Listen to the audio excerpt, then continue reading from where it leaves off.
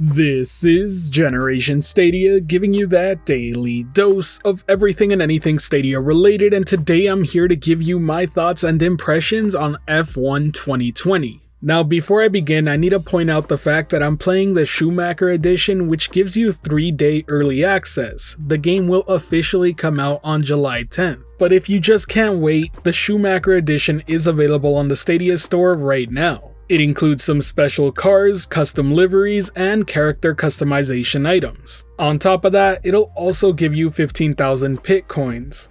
Now with that out of the way, I need to talk about the game itself because I have to say I'm extremely impressed. As you all know, I'm quite a big fan of racing games. That said, I've never really delved into the F1 series, and I have to say this game's kinda making me regret not doing this sooner. The amount of depth in the content is actually pretty astounding, and I have to give props to Codemasters because I will be coming back to this game again and again. But before we start describing said content, I think it's important that we talk gameplay. And it's just as impressive, and I do also need to point out, very accessible no matter what your skill level is. Right off the get-go, the game will ask you whether or not you prefer using the casual settings, which will actually give you a bunch of assists, so it's a pretty accessible way to play the game if you're not used to this style of racing.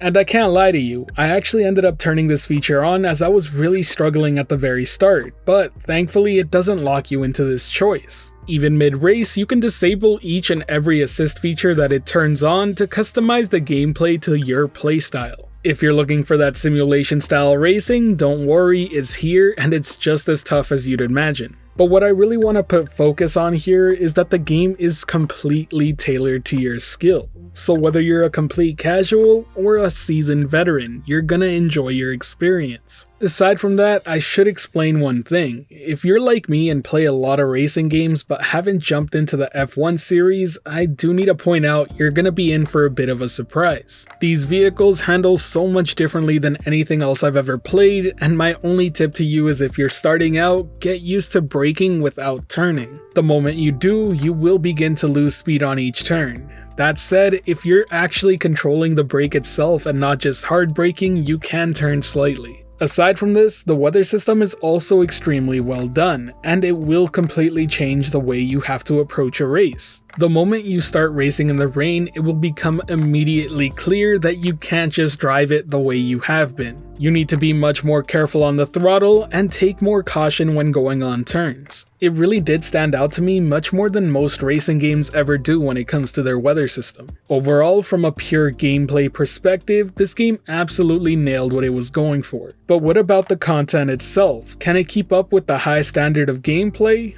Well, yes it can, and it has. Seriously, my team has me hooked in a way I never thought was possible. This mode changes a few things up. You're no longer just a driver, but you're the owner of an F1 team. That means you get to make all the big decisions that come along with that position.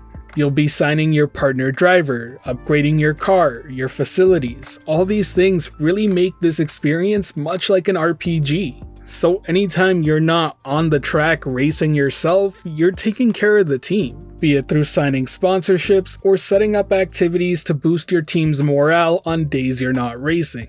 Even the upgrade system is presented much like a skill tree, and you'll be getting more points to invest in it while you do your races. This is aside from money earned through racing or sponsorships, which can be used to sign a different driver partner or even upgrade facilities to decrease failure rate and upgrade time. On top of all that, there's another really unique aspect, and that's dealing with interviews. This makes the whole experience feel much more like a cohesive story in a way. After every race, you'll have a quick post-race interview, and it'll be completely based on your performance that day.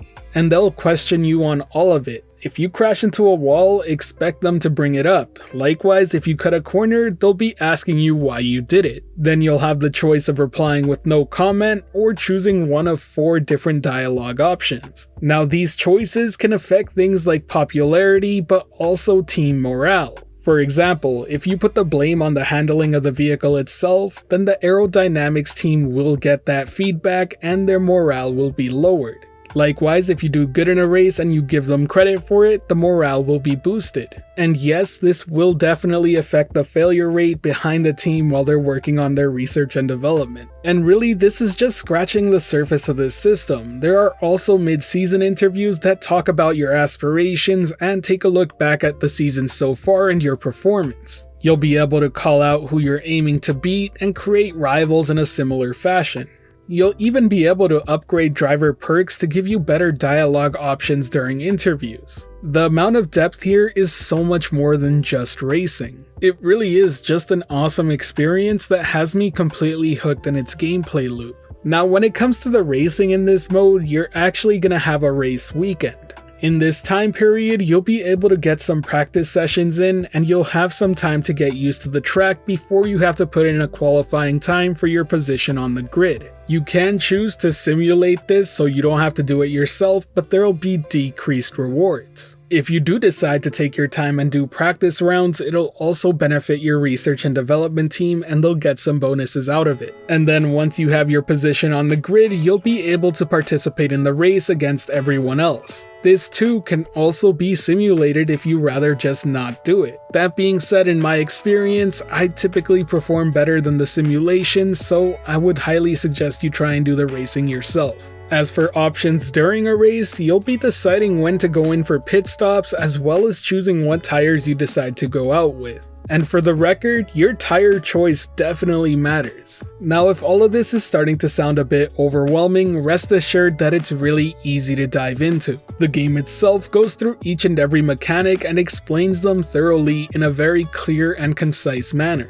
Even for a complete newcomer as myself, I was able to come to grips with the way everything worked pretty fast. And if that still sounds a bit too daunting to you, well, each area also lets you go with a recommendation option. The game can recommend what you should be investing to upgrade into your car. It can also recommend you what activities you should set on the free days you have.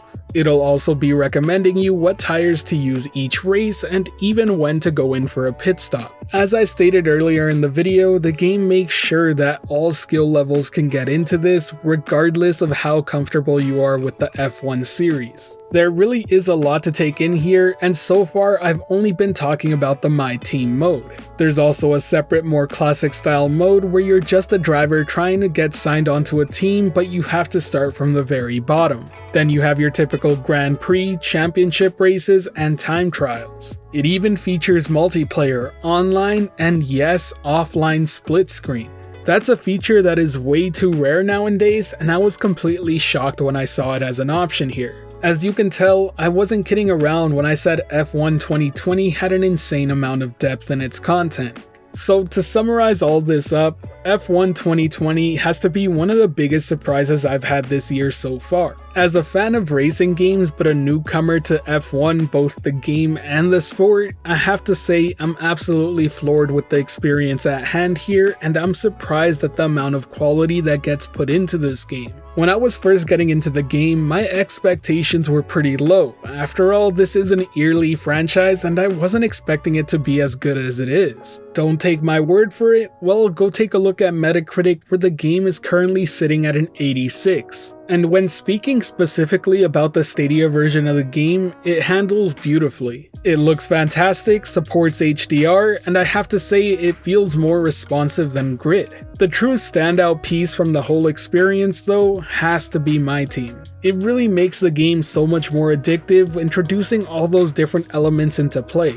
Were it not for that addition, I'm not sure I'd be sitting here speaking so positively about the game. And don't get me wrong there, the gameplay is more than just fine, it's a great experience, but My Team really does complete the overall package. I also gotta give a lot of credit when it comes to the options available for how you want to play, be it through a more casual experience with shorter races or a more simulation full-on F1 experience. So ultimately, who do I think this game is for? Well, if you're a fan of F1 racing in general, this is a no-brainer and I'd say go pick it up immediately. If you're a fan of racing games in general but have no experience with the F1 series, I would say it's worth checking out. I'd even go as far to say that I recommend checking this title out for those of you who are interested in management style games. But I do want to be clear about one thing. This is a very different style racing game, and it will take you some time to get used to it if you're not already.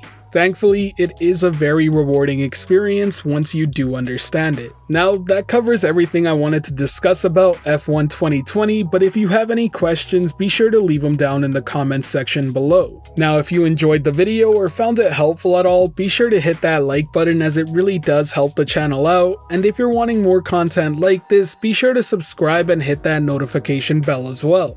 Today's end of video message is just going to be a quick question. How many of you out there are actually interested in F1 racing, be it the game or the sport? As I stated in the video, I'm a complete newcomer to it, but I'm much more interested after playing the game. I'm looking forward to your replies down below. As always, thank you for watching this video. This has been Generation Stadia, giving you that daily dose of everything and anything Stadia related. The Gen S community is over 4,600 strong and growing by the day, and until next time, I'll catch you in the clouds.